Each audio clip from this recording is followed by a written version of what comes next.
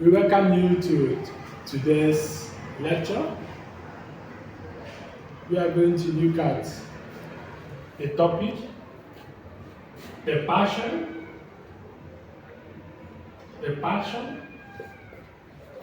resurrection,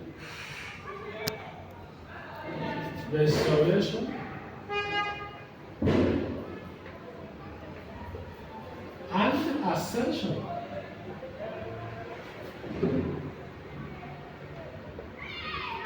Okay, we will begin with the passion. The passion narrative. The passion narrative. So, the passion narrative describes the suffering.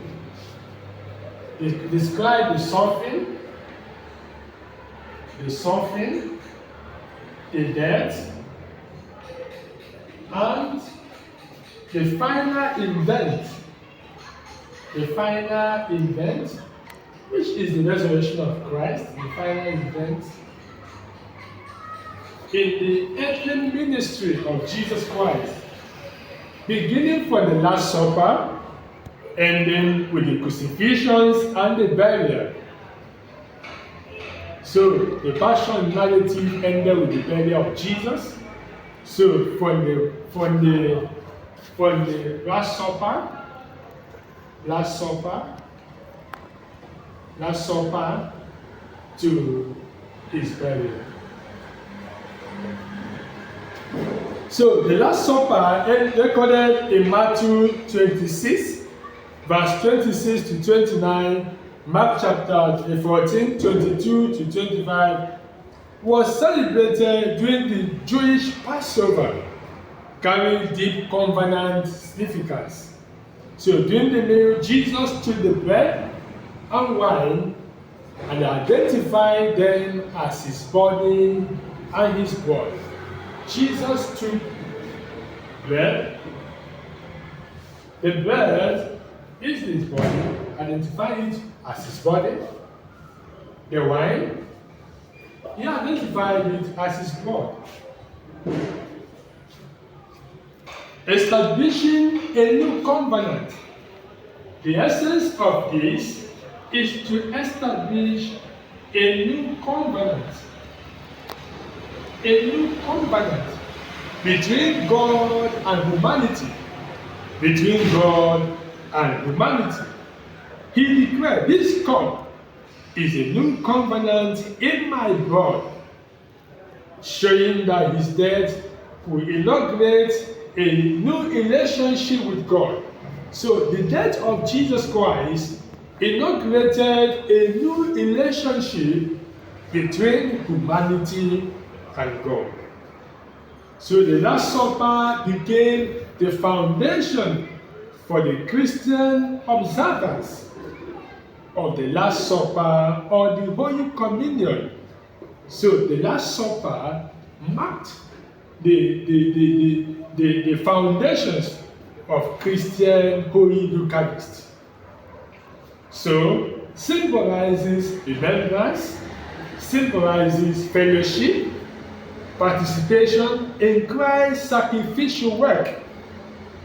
After the Last Supper, Jesus entered a period of intense suffering that included his trial, his arrest, betrayal, his crucifixion.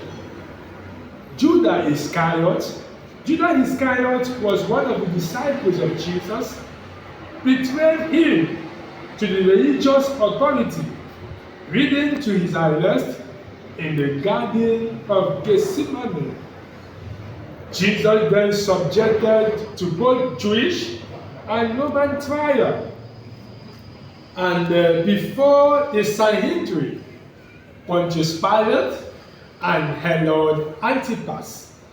Remember last time we discussed about Herod Antipas, who was a son of Herod the Great. Remember last time we talked about the Herod the Great, who divided his kingship among his sons, Philip the Tetrarch, Archelaus, and Herod Antipas.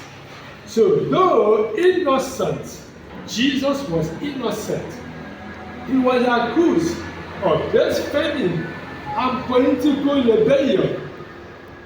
Eventually, Pilate sentenced him to death by crucifixion. So Jesus was crucified at Golgotha.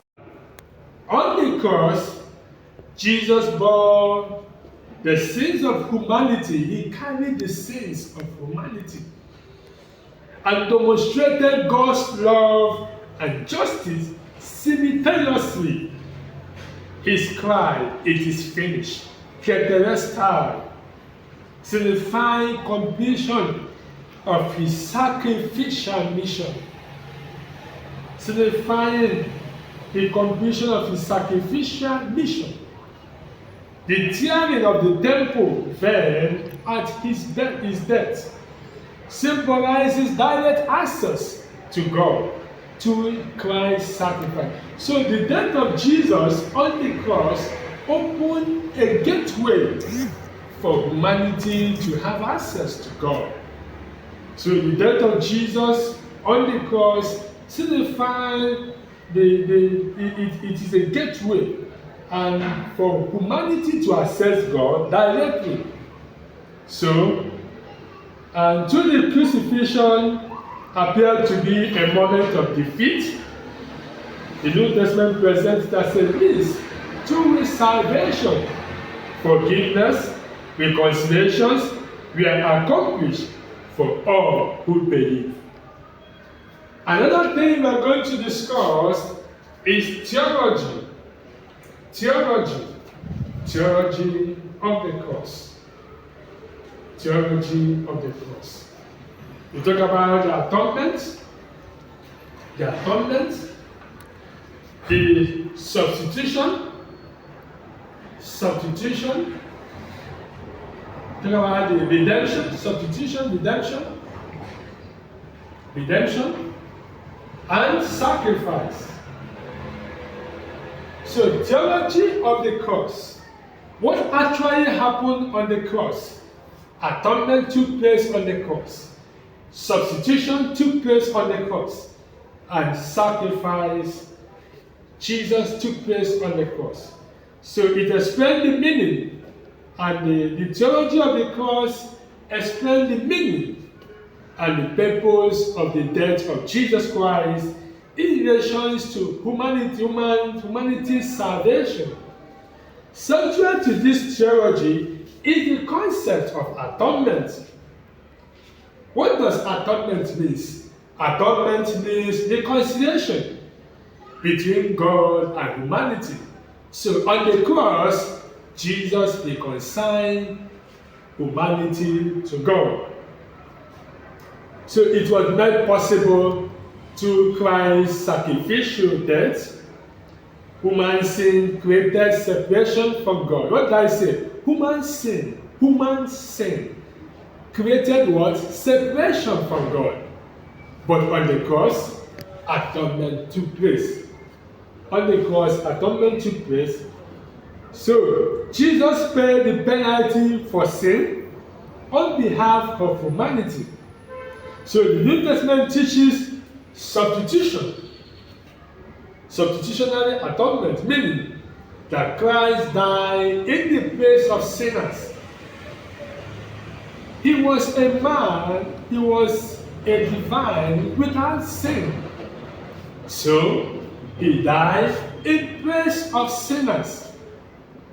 So, he died in the position of sinners. Why did he do that? He carried the punishment sinners are supposed to carry. He carried the punishment. So, this is reflected in Isaiah 53, 5-6, which states that he was wounded for our transgressions and bore the iniquity of many. The cross is also understood in terms of redemption and sacrifice. Redemption and sacrifice, which refer as deliverance from bondage to the payment of a price. So Jesus paid the price. In the New Testament, Jesus is portrayed as a sacrificial lamb whose blood redeems humanity from the bondage of sin and death.